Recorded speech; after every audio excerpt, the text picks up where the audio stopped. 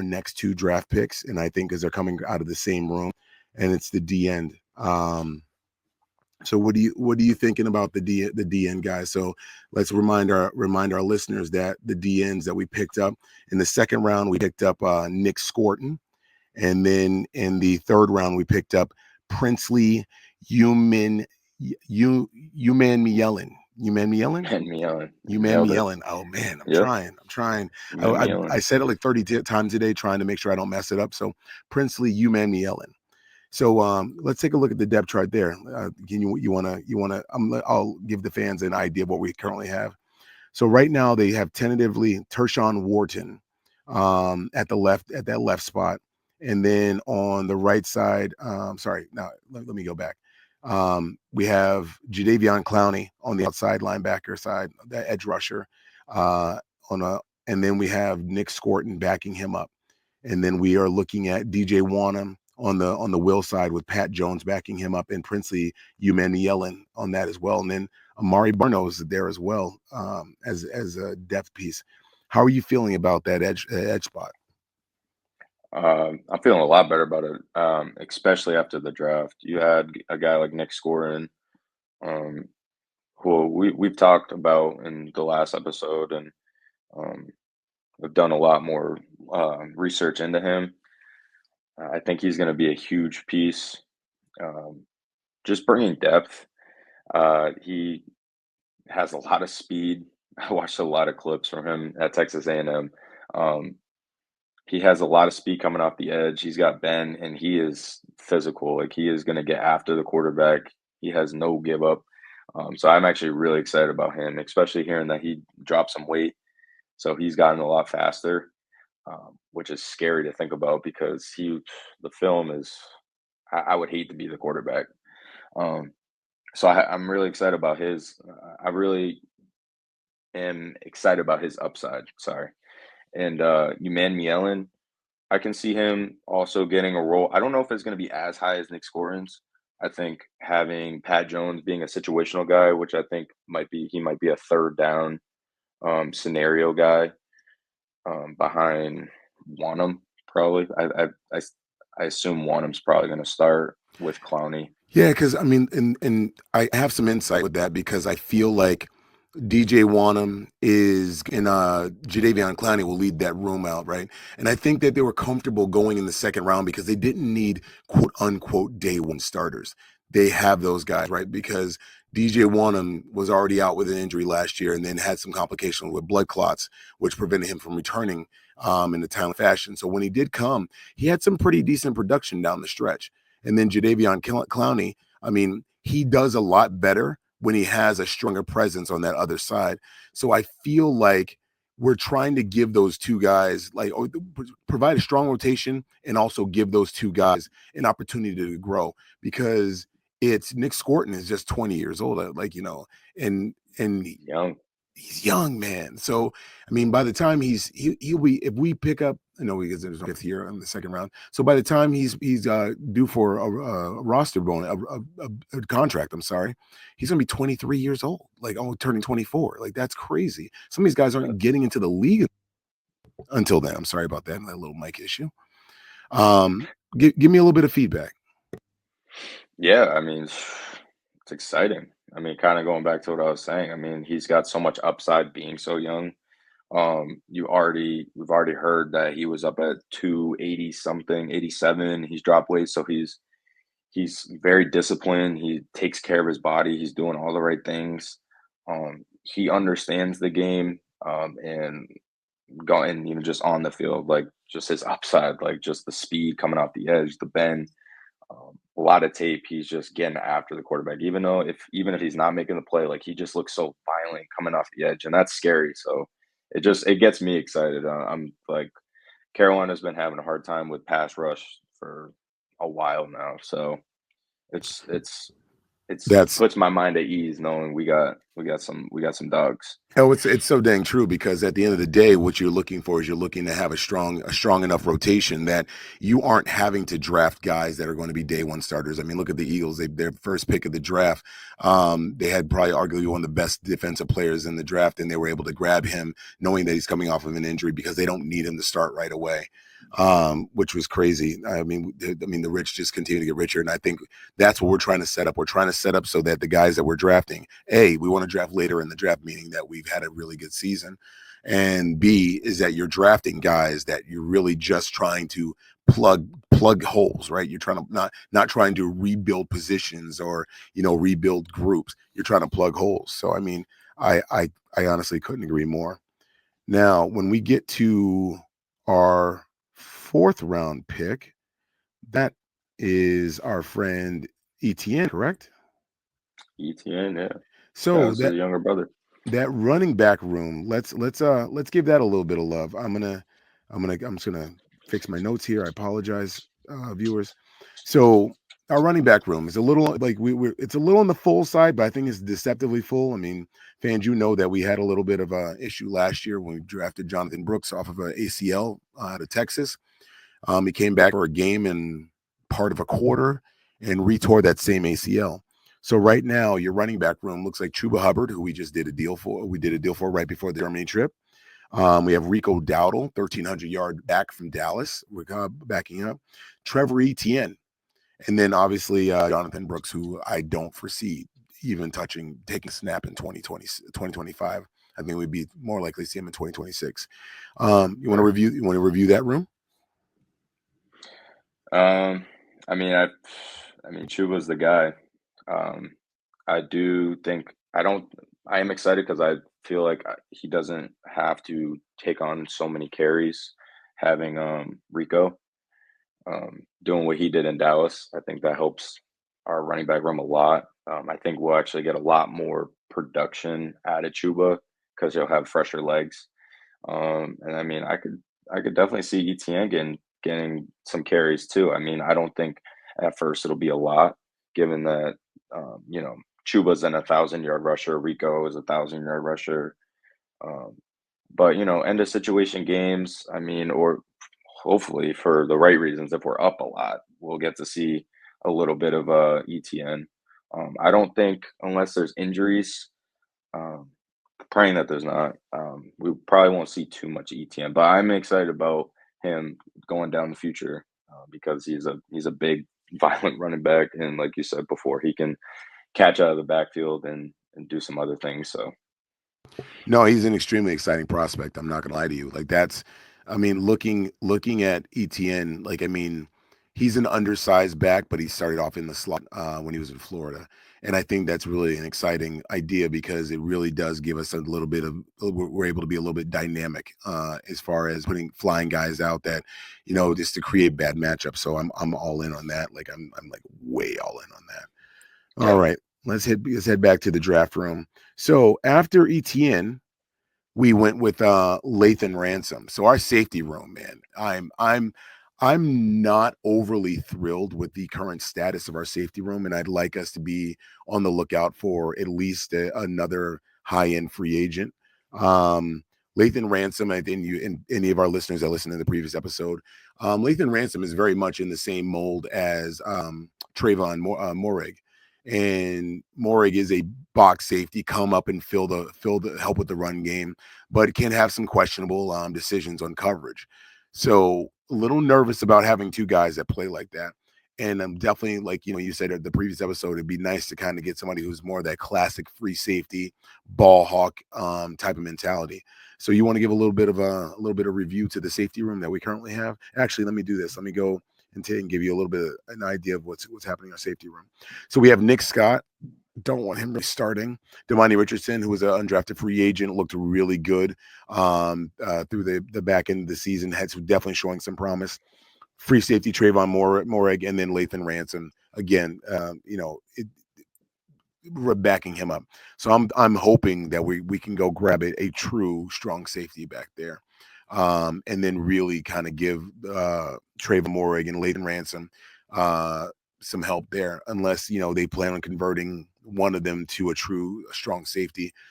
Again, it's hard for me, but go ahead. yeah, no, I totally agree with what you said. You kind of pretty much took the words right out of my mouth. I do think that Ransom will start. Um, he's another guy I think is going to come in and take on a starter role. I think he'll go alongside Morig. But as of right now, I'm just saying, as this in the state of our roster right now, I think Right. that's how it'll look. Obviously, Nick Scott will get some reps in. Yeah. It's just yeah, going going back from what I said the last episode as well is just it's we had so many issues Yeah. with our corners getting burned too. Even JC, I mean, I think it was I want to say it was week 2 Yeah.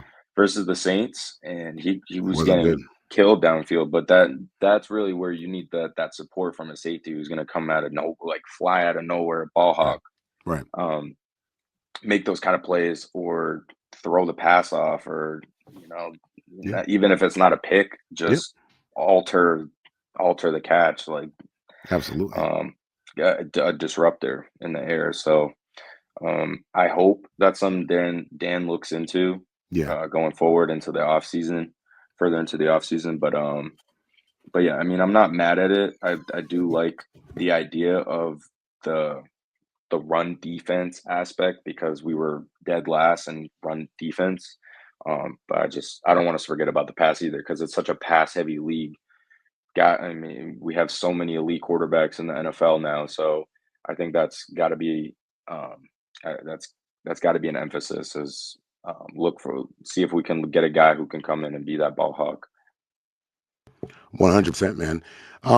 Moving on to the next drafted position, we had 2 5th-round picks. That was Cam Jackson at nose tackle, and then as I take a look at our nose tackle depth on our line, so we are looking at Derek Brown, and then we have let me roll down here, LeBron Ray, Bobby Brown the third, Shy Tuttle, Cam Jackson, Crumity, and Sam Roberts. How are you liking that interior tackle depth? So that nose tackle and D end depth. Oh, I love it. I love it. This is actually my favorite room in the honestly, arguably in the besides the receiver, this is probably my favorite room. Um, And I say that just because of the additions we got, and Derek Brown coming back. I think that really seals up the interior. A lot of what I was saying, run defense came through up the gaps, up the seams, RP, like quarterback keepers. Everything always seemed to go right up the middle. Getting second phase.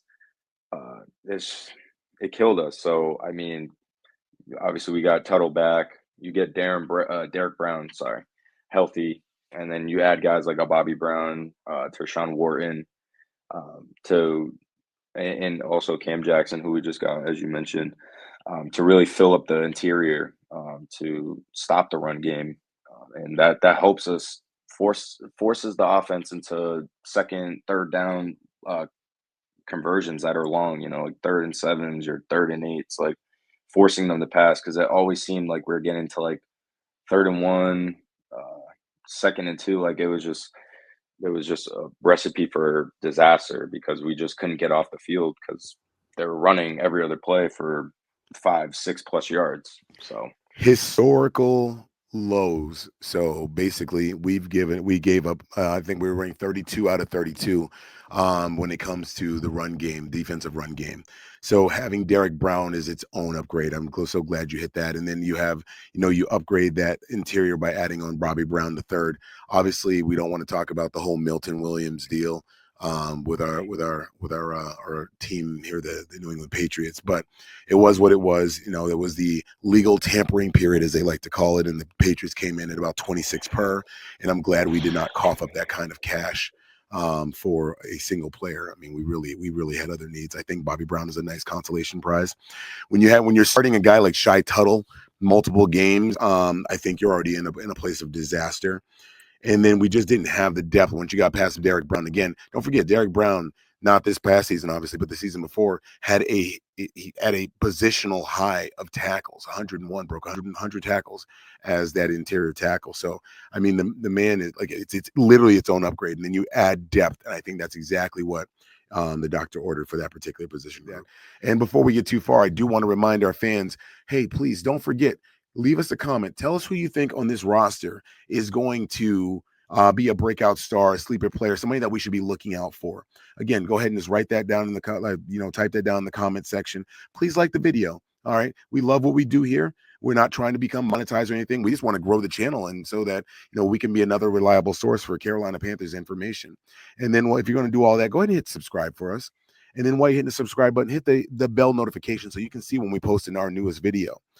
We are starting to get a few more subscribers on, and I'm noticing that our Twitter is starting to add a few more followers. Our Instagram started to add a few more followers. As you can see, both of our Twitter and Instagram handles are right under our name tag. So go ahead and add that on if you have an opportunity. But returning back to our programming. Now, we already tackled defensive ends through defensive ends and nose tackles, edge rushers. Linebacker room. It's an interesting spot. It's another place that we didn't address in the draft, but we did address it in free agency. So we have Christian Roseboom at the left inside linebacker, Josie Jewell slated at the right inside linebacker. And then we have Trevin Wallace backing them up, and we have Jacoby Windman, John Radigan, and then you're kind of getting down into a little bit of the probably special teams areas with Claude and Cherilus, Boogie Basham, and Chandler Wooten. How are you liking the linebacker room and what we've done to it so far? And do you foresee us doing anything else before the season starts? Um, I'm not the biggest fan of the linebacker room. I feel like that is, I mean, aside from Roseboom, I feel like we haven't really put. It's almost like I feel like, um, for a lack of better terms, I feel like the same energy that's been put into the safety room has been applied into the linebacker room, Yeah, and we released Shaq Thompson we and we did. got Roseboom. So I I'm assuming they feel really good about Roseboom. He can come in and be one of those guys alongside Josie Jewell. And he's a Um, former Ajiro Evero guy, just like Josie is. So Josie had Ajiro in Denver, Roseboom had Ajiro in LA. Um, Very so true. so I mean, he's at least a system guy. He's going to come in and he understands the system. He's going to understand the language. He's going to understand where he needs to be. But I'll let you continue. Yep.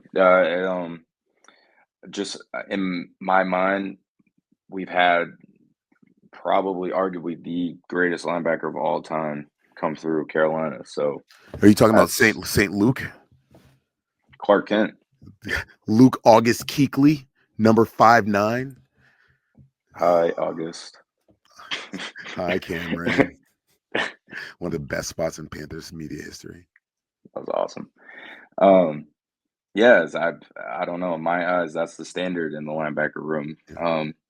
I'm not mad at it. Like you said, I think it's like a system room, Yeah. guys who are gonna do their job, fill their gaps, cover their zone. What you're saying is none of But these guys are going to be up for Defensive Player of the Year. Okay, I probably thought not. so. Yeah, no. Probably not. Probably not. But Roseboom had a really good year last year, Yeah. so I am excited about him coming in, Yeah. being a good piece for us in the middle. Yeah. I definitely think going forward in the future, even if in the off season, just saying, something to look at as Yeah. well as the safeties, to Absolutely. look to try to improve. Absolutely. So that's the linebacker room. So next spot that we had that we didn't necessarily address is the cornerback room. So we were able to sign J.C. Horn to a NFL record-breaking deal. The seatbelts, right? Like strap them up. Record-breaking deal, and that lasted for a solid 2.5 days before our friend from the Texans got his deal. Stingley. And then we signed Mike Jackson to a deal. Obviously not as rich as JC's. Then we have for depth, we have Shamar Bartholomew, MJ Devonshire, and then Khalib Evans. And so basically, depth might be an issue here. You want to weigh in? Yeah, what you said, pretty much. Um, yeah, I mean, Mike Jack and JC played phenomenal last year, and Yeah, then obviously the extension show. A lot of people outside of Panthers fans don't really know about JC, and I get it, because of the injuries and stuff. I mean, this year facts. Facts. I think he still missed 2 games, but this was, like, the most available he's been in since he Yeah, got drafted. I think it was more of a product of them going. If we were in playoff contention, I think he would have played. But I think it was like more of a hey, let's shut him down. Let's not tempt fate and get him injured. Gotcha, gotcha. Yes, I mean, he was healthy all year. This is his first full healthy season. Yeah. But he is a legit cornerback, Oh, and he's a I legit guess number one. He's a legit number one. right. He's every bit of that contract. Um, where did you sit on the amount of money that we gave him? Do you think that was warranted? Do you think we had to do that? Like, give me just a quick hitter. How you feel about it? Um, I'm gonna kind of I'm gonna kind of go off of what Dan said this in this recent video that he joined the Pat McPhee show. Oh, that's right. He was. And I think Pat McPhee actually made a really good point about, taking care of your players and Yeah. having like that family culture. And I think he deserves it. I mean, he deserves Yeah. every penny. Yeah. But also that kind of thing shows other players, even who aren't on the Panthers and people in the league that like, hey, like these guys over here are getting taken care of. Like So how do you you do the right attract better things, talent in the future? Agreed. pay him, Agreed. Pay pay that him, man. pay Pay him. that man his money. Yeah, absolutely. I mean, he stays out of trouble. I mean, I Yeah. don't think we they've ever had to worry about that. I mean, he No. works on his craft. I mean, I'm constantly keeping tabs on him and on social media. He's always putting in the work. Yeah. Like I said, never staying in trouble. I mean, he's really evolved into a leader in that room now. That Yeah. guys like Dante gone and um, other guys who were in that room with him when he first started out. So. Um, yeah, I mean, true leader. But to your point, I will agree. They do need depth because outside of those two, I mean, Chow Smith Wade is just starting to get his footing, but Very true. not enough depth where I feel comfortable if, one of them goes down or like whatever the case may be. I think just having a little bit more depth there, Yeah, I could agree more. we Honestly, I can't could go agree wrong. more. So now, I mean, you brought up Shao Smith Wade. I think he's one of the more intriguing prospects. I think we brought him in as to be a nickel corner. And I think that I mean I think he serviced that role. And I think he did really good with that role as well. So I won't belabor the roster. I did want to kind of hit a couple of names on the UDFA list. Um, Again, a lot of these guys were under the radar. I mean, a couple of names do stick out. A couple of position groups stick out. So a couple of names I'm looking at. So we picked up one Mushin Muhammad III. We should all know that name. Legend Panther receiver, played alongside Steve Smith. So we picked up, I think, three wide receivers. Um, let's see, picked up another tight end, Bryce Pierce out of UCLA. Picked up a couple guards. A tackle, Mike Terraquin out of Oklahoma. Picked up linebackers, Bam Martin Scott out of South Carolina. Malpo Manzwa out of IPP. Let's see, we did bring in some corners. Corey Thornton from Louisville and Mike Reed from South Dakota. We did bring in some safeties: Isaac Gifford, Nebraska; Jack Henderson, Minnesota; Travion Thomas in Arkansas State, and kicker Ryan Fitzgerald from Florida State. Now, I don't usually spend a lot of time on kickers, but I'm pretty sure this man did not miss last year. Um, he was actually over 50 yards. He was something like 5 for 5 or 6 for 6 over 50 yards. Intriguing prospect to compete with Matthew Wright because I don't see us bringing back Eddie Pinheiro. I think Eddie Pinheiro is asking for a pretty penny, and I don't think that we should be spending that kind of money on a kicker. And if you get a young one and you're able to hold on to him, then that'll do you some service down the future because it's not an expensive position, but it's certainly one you don't want to be paying out when you're right up against the cap. So I can definitely I definitely would like to see a kicking competition between one Matthew Wright and Ryan Fitzgerald, which I think I would definitely lean toward the rookie. I'm in a place that I'm willing to try a rookie kicker. I mean, a few couple 3 years ago, definitely not. But now I like it's one of those things where if you can get a kicker on the ground floor of a big build, man, it like just get all that good juice going, rocking away. Um, Not much to speak of. I mean, as far as like anybody I would look to say that they could make an immediate improvement.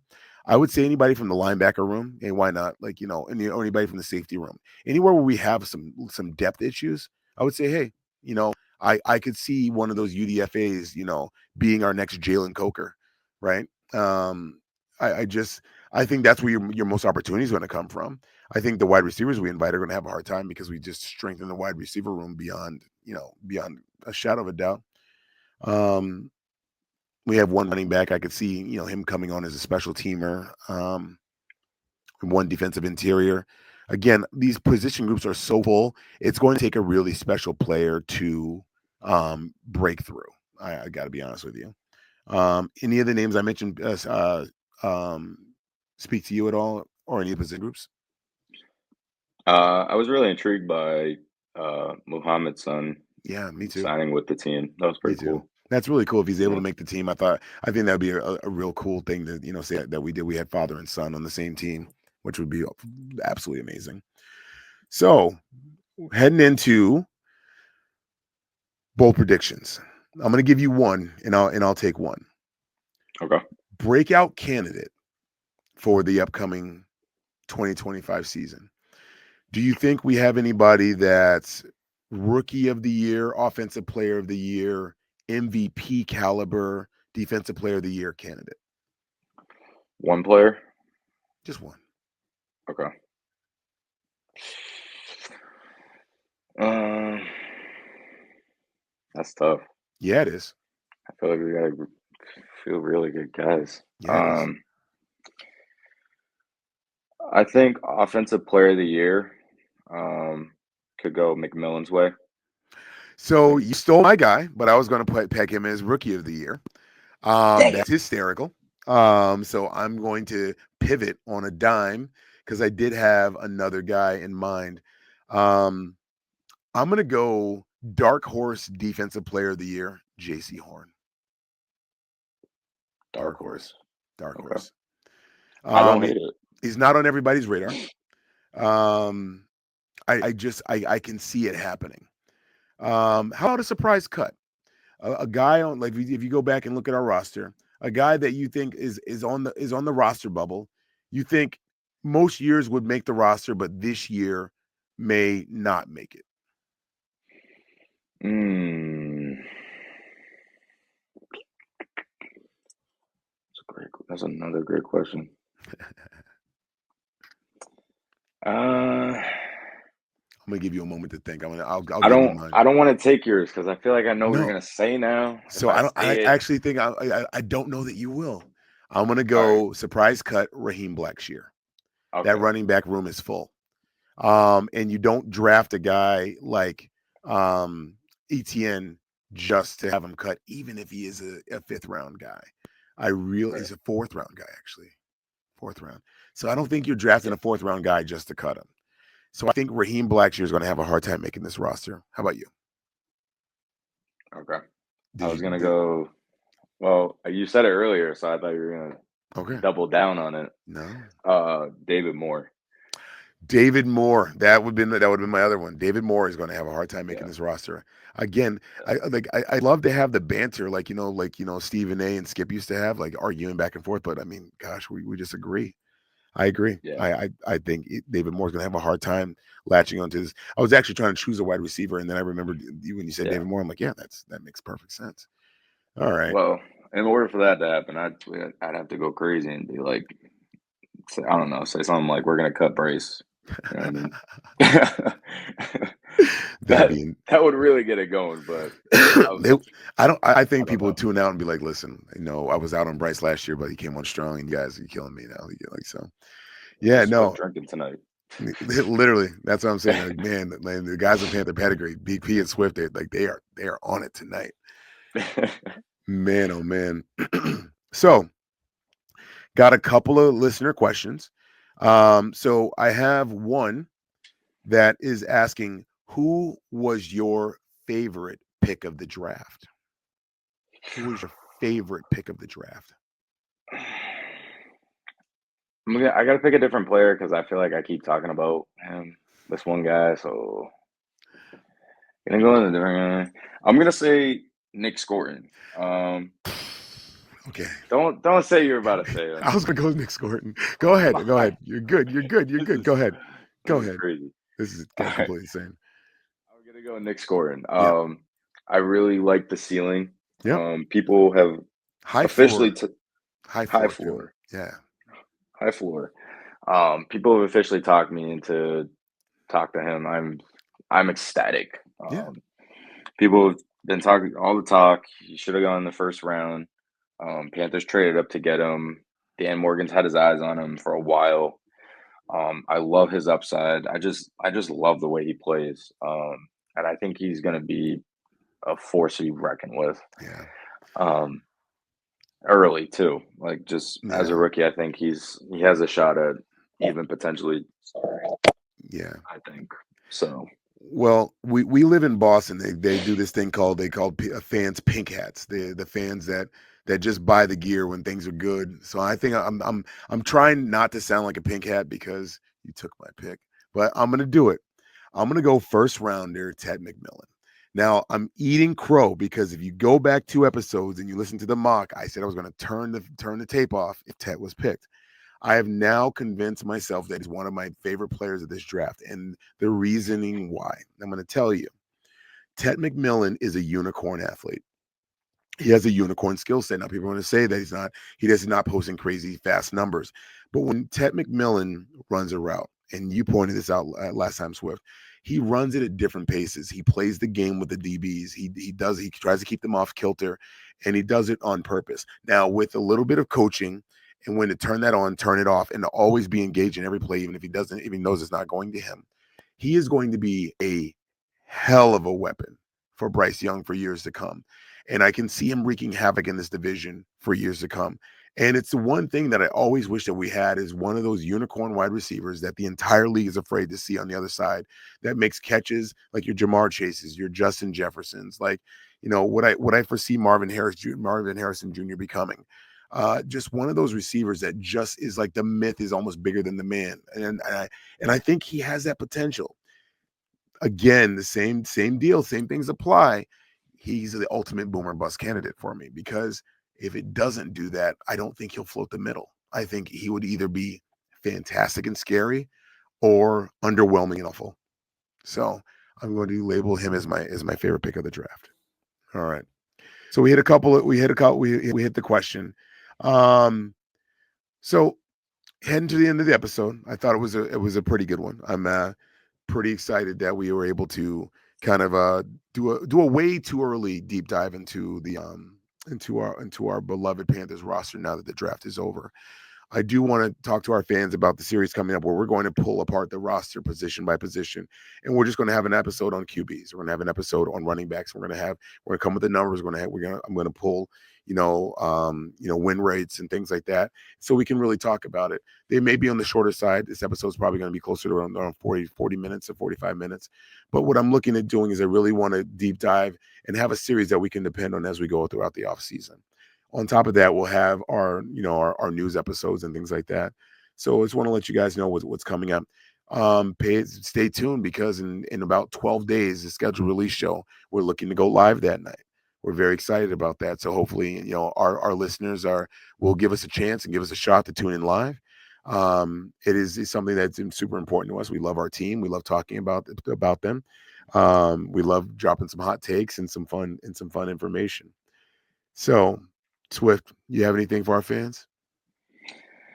I don't want to extend the episode too long, Okay.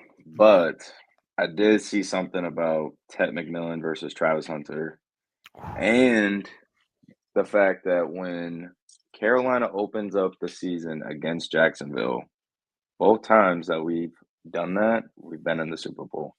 Stop. Stop. So Stop. stay tuned. You If better that join the live, if and that I'm praying. Jacksonville game drops, I'm already talking Super Bowl 2026, 2025, 2026. But if it happens, and then I'm also paying attention to that New England game because we definitely are going to be going to that one and reporting live from the spot. Oh, it's gonna be Um, electric. It's going to be absolutely electric. Having been to New England games, knowing that a lot of our friends and family are New England fans, It's going to be electric, and I cannot wait for that to happen. So the schedule release show is going to be fire. With that, man, I think we're going to wrap this episode. Thank you. Right on. This has been one of my Thank you, favorites so man. far. It's been Thank so you. good.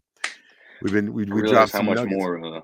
I realize how much more research I got to do on our free agents because, Oh, all yeah, good, all good. Listen, it's coming. Like we're just getting back into the groove. Hopefully our fans are gonna be patient with us.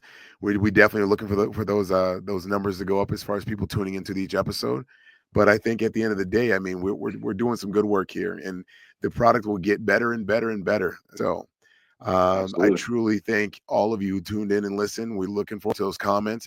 Please, again, like, subscribe, right? Hit that bell notification so you know when the next episode drops. And then don't forget, comment who you think your sleeper player, the player that's going to win the off season, win the preseason, and surprise us by jumping and making some noise on this roster. Okay.